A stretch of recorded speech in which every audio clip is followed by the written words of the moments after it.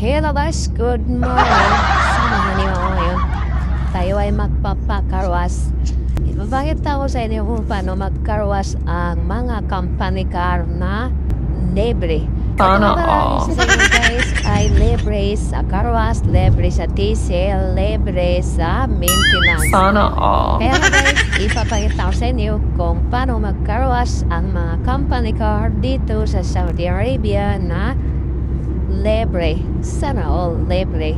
Ito nga ba guys, ang hindi nadaanan ay ang Madina Road na dito matatagpuan ang Arab Mall, isa sa pinakamalaking mall dito sa Jeddah, Saudi Arabia.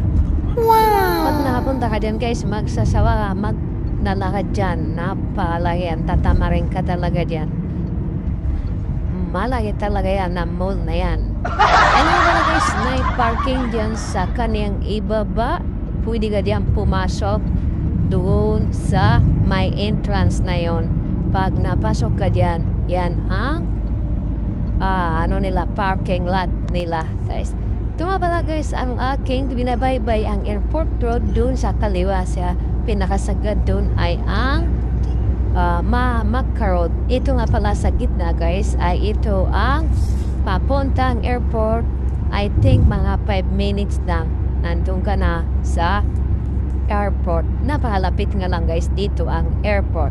Ito nga pala guys ang yung binabaybay ang paakyat yan ay sabain dun. Ito nga pala ang panda na minsan dito nga ako nagmamarket o namimili kasi hypermarket na ito. Sana all.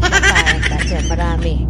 Na guys, dumating nga pala dito sa akin pag lilinisan ng sasakyan na yung si Pakistani Bay. Sabi niya, hi palhalik. Sabi niya naman, tarang niya. Yun na nga guys, inisprayan niya yung Pakistani Bay. Sabi nga sa akin, umatras nga ka doon kasi bayat tanong. Kaya na nga guys, sabi niya umatras ka, aabot siya yung story.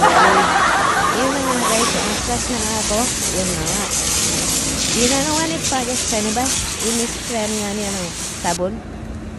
Sabi ko, ano yan? Indian brush, sabi nga. Ito, walis to.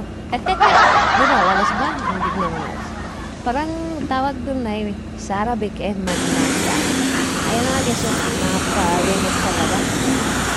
Ayun na. Tapos na nga niya, na-sprayan, tawag niya nga ako, punta daw na nun. Atras ko nga doon para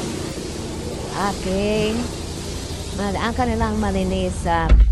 Ayun na nga guys, naipark ko nga pala dito sa kanilang parking. Ayun na guys, iayos ko nga doon sa loob yung mga nakalat doon para hindi masama sa vacuum. Tinanggal ko nga pala ito guys, ito sa protect sa araw para malinis nga nila din to. At saka ito nga, tinawag na ni ano ba tawag nito? Si Sugani ba to? 5CB. Kukunin daw niya yung password para 5CB. ayun mga guys, nakuha nga niya yung password na binigay ko. Kaya naman, ito, tamang linis, ito si kapatid ko. Nililinis niya dyan ng maayos. Ito nga naman, itong isa, ay pinalinis niya ito tapakan para naman malinis. Pag nangyari nito, hindi masama yung tubig. Kaya guys, ayun na nga. Malinis na nga sa loob. Pwede na magkalat yan ulit. Dalawa pa sila dun. Ang ginagawa nila magkumpugang kay ito sa kabila. Yun no? Inagay ni kolega. Ayun, tamang linis si kolega. Ayun na sabihin niya, lagyan natin ang pampakintab yung gulong mo. Para naman pumantay sa paglinis sa sasakyan mo. Kasi makintab na yung sasakyan eh. Eh, pag hindi na yan nilagyan ng oil, hindi na makintab yan. Hindi siya parang, hindi para pantay. Pag nilagyan ng ganyan, parang oil, papantay talaga yan. Ang astig ba? Astig tingnan. Kaya mo guys, oh. Sabi ko, ilagyan mo pa doon sa kapila. Para pantay sila lahat. Guys, nilagyan na niya. Sabi niya, tapos na. Yan na. Larga na. Ito na nga guys, binabay ko ang sabay.